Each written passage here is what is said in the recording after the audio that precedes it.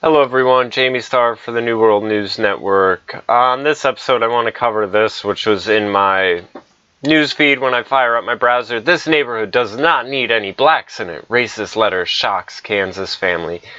So I was reading it, and I mean, it's everything you would expect from that headline.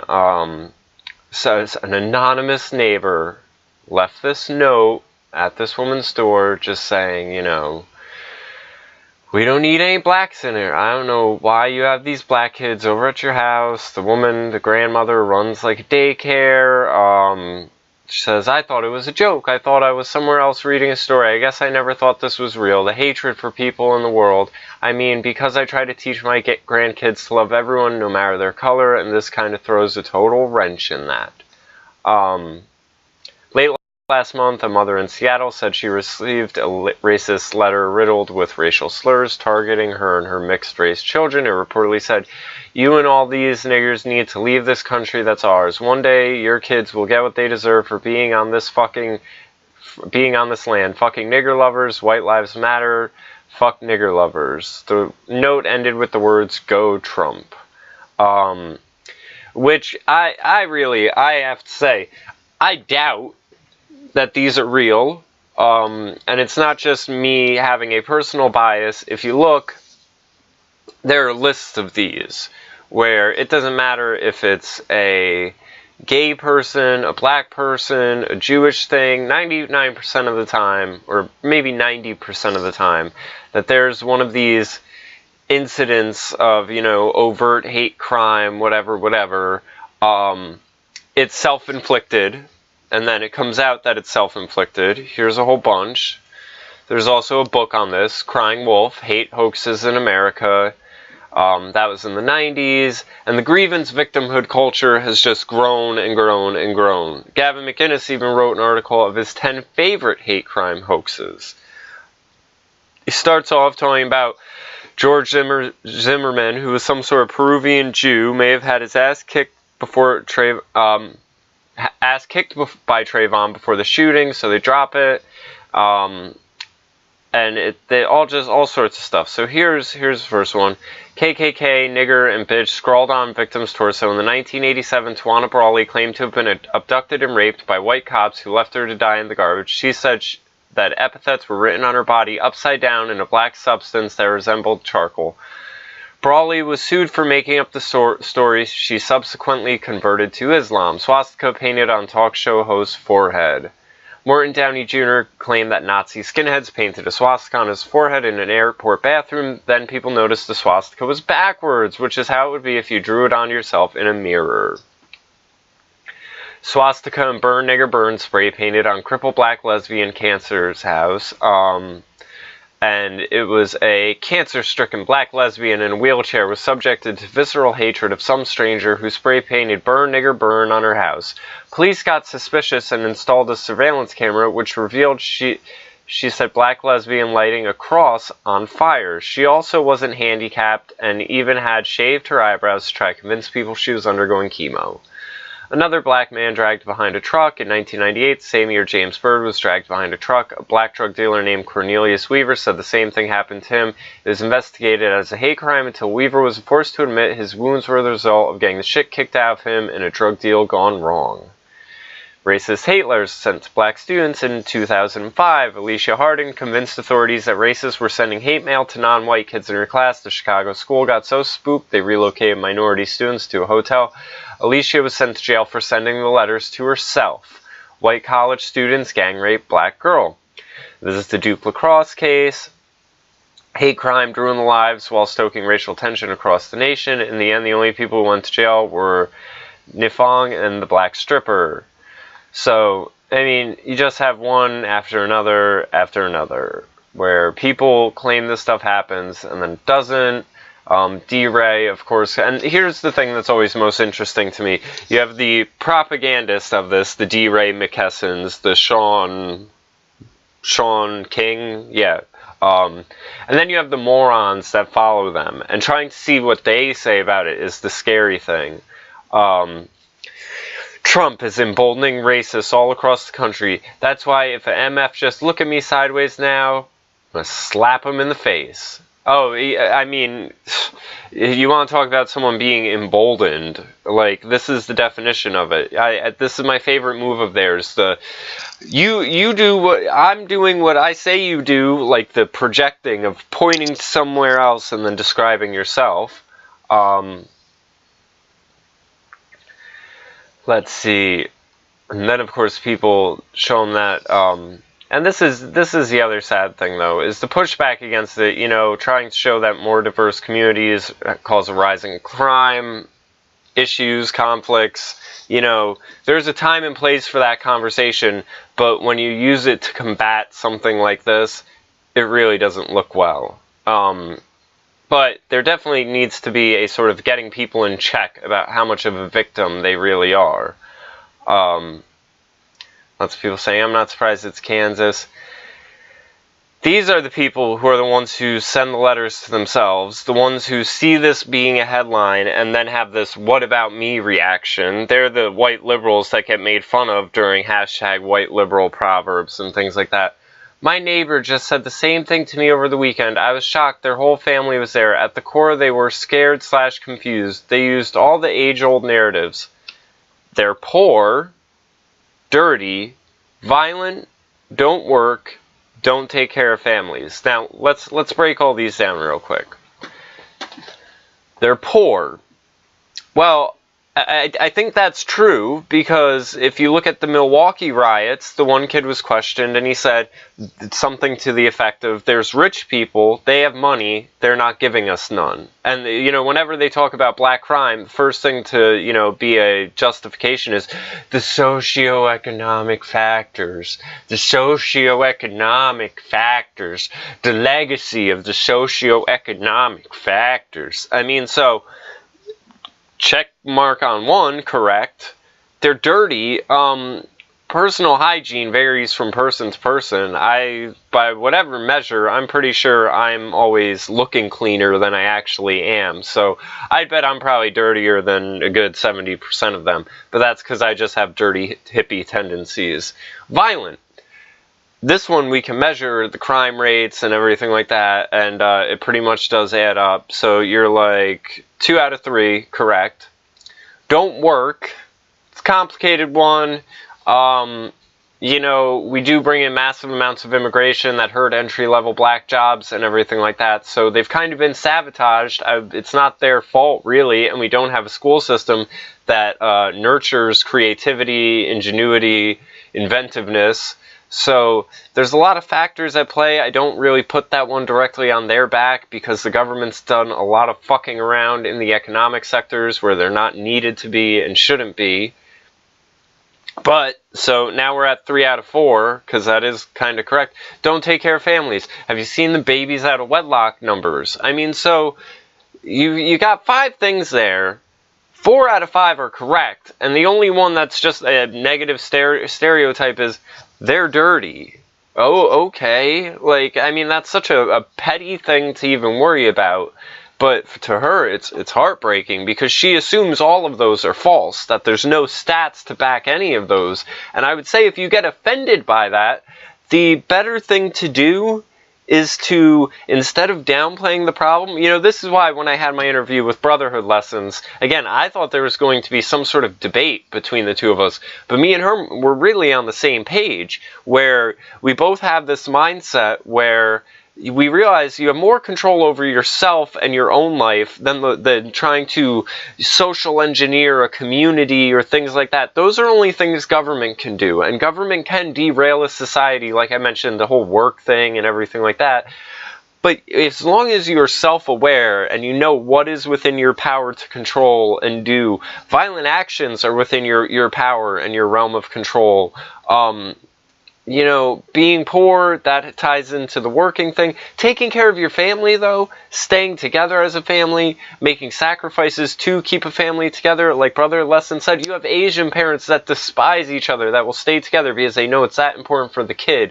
And these people are mature enough to realize that they've created a new life, and that life needs to take precedent over them and their own selfishness and happiness and everything like that, that you need to just kind of find the happiness in making sacrifices for your child. It's completely something within their realm of being able to do.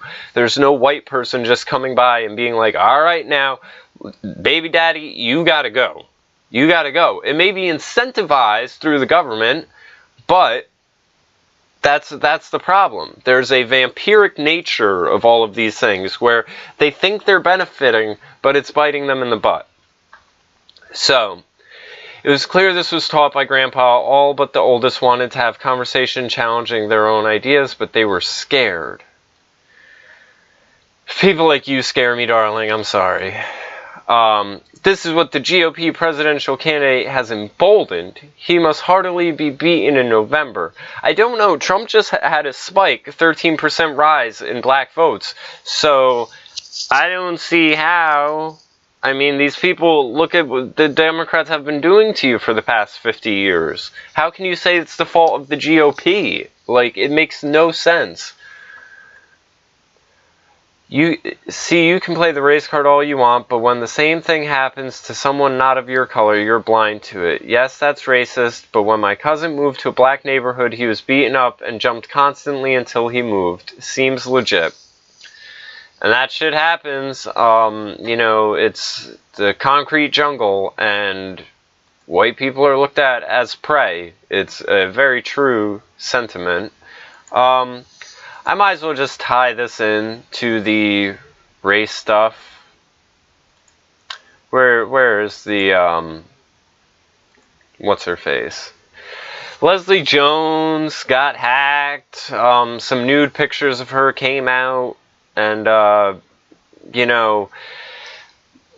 it's everything you'd expect. People are trying to blame Milo for it. The FBI got involved and everything else. I don't know who would want to see pictures of her naked, and if you say that, that makes you a racist. So I guess guilty as charged. I really think that she's getting a check from the government, and they're just like, listen, we need to implement all these policies. We need to crack down on society. Let us cut you a check. And, we're going to use this, because Ghostbusters flopped. I mean, and this is the only thing that's even making the movie get somewhat of headlines, is like this trying to guilt people into being a fan of hers. Oh, I'm a fan of hers because she faces constant abuse, and that's how systematic racism works.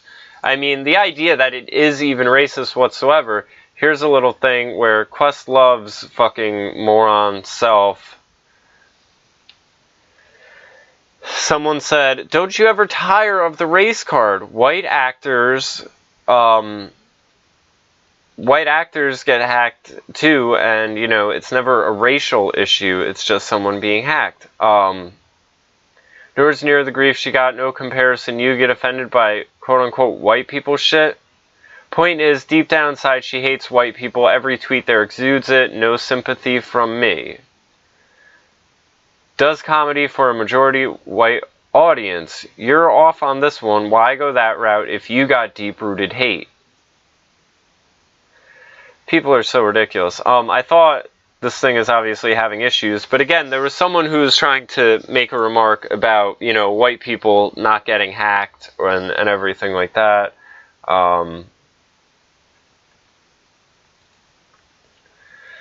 Let me see if this works now. If you're tired of such things, why would you show a picture with Obama who's oppressed, taking the lives of millions of black, brown people? Oh, that's a good question. All about liberation, patriarchy is deadly, poverty is an inherent part of capitalists. Oh man, this guy is obviously super communist. So yeah, people basically claiming that it never happens to white actresses. And the truth is, and I sent them a link to this, and maybe they took it down because, shit like that happens. But you essentially have whole websites of all of the white females. This is one of them. All of the white female actresses who are naked or had a nipple slip. You have this site that has all these girls, on the site, side here, you can just go through all of them that had been hacked. The list is still going, and it's never sexist or, you know, anything like that there, only when it's Leslie Jones. The hacking of actors' website is symptomatic of the culture we've built. If you want to take a stand, more than a tweet of sympathy is required. I have no sympathy. What else do people need to see before they realize that racism is a vile, vicious assault on the face of Black American today in every sphere, on every platform, but erroneously so online? Actor and comedian Leslie Jones has been attacked again. Her website hacked, filled with racist images and stolen nude photos, along with pictures of her driver's license and Harambe. Oh man, Martin Scarelli was on like CNBC or something, trolling with the Harambe thing, and it is the funniest thing you could ever watch because he is so serious the whole time, and he's like, we need primate rights and they should be integrated with humans, and it's the funniest thing, and he's just so masterful at spinning this around and making it seem like there's a real argument to be made that Harambe should be revered and sanctified. These actions make me think that racism is so integral, so regular a thing in this country, like water running from the kitchen faucet, that the majority of people see it as merely who and how we are. Racism, it's what we do. I mean, maybe if that's how you perceive anything that concerns a black person and a white person interacting whatsoever. Do you even know? Maybe the hackers were black. Has that went through anyone's mind? I mean, really? Or is there like a stereotype that ain't no nigger smart enough to hack with a computer? I assume that's what all these people are thinking deep down inside. They're like, huh, only whites and chinks know how to hack anyone. It couldn't be a little brown boy. I mean, this is ridiculous. You don't know who did it, but you know the motive. Seems a little crazy to me. I mean, I guess you can speculate, but when everyone is so sure about it, it makes them seem a little crazy. It makes them seem paranoid, and it makes them seem like you know, what Gavin McInnes says about the supply and demand of racists, there's a demand that they need to fill, and they're looking. The reason Harambe gets brought up in it is because it's so funny, because Harambe was one of those things where they were like, oh, well, if it was a white gorilla, they wouldn't have shot it. Like, they basically took it on as if it was their black brethren. Well, the New York Times reported that Jones and her white castmates have endured months of criticism since the announcement of the reboot. Those same white casts were not called a big-lipped coon. What stopped? Oh, but of course everyone who criticized the movie legitimately was tiraded and called a coon by Talib Kweli. They defended her. Now, racism, unceasing power lies in many ways, which can weaponize words now in 140 characters. The systemic placement of the 140 characters on the oppression of the black bodies in the streets. Fuck you. I hate this shit. Twitter is just, you know, it's so great for up-to-the-minute shit, but it's like a bastion of nonsense. I don't know if there's anything else in here related to this. But yeah, she gets hacked. It happens to people. Stop taking pictures of your snatch. That's a good way to avoid it. So, yeah, and all this other stuff you see me kind of flipping through right here, yeah, I'm going to do other videos on those, so, subscribe to the channel and check it out, bitches.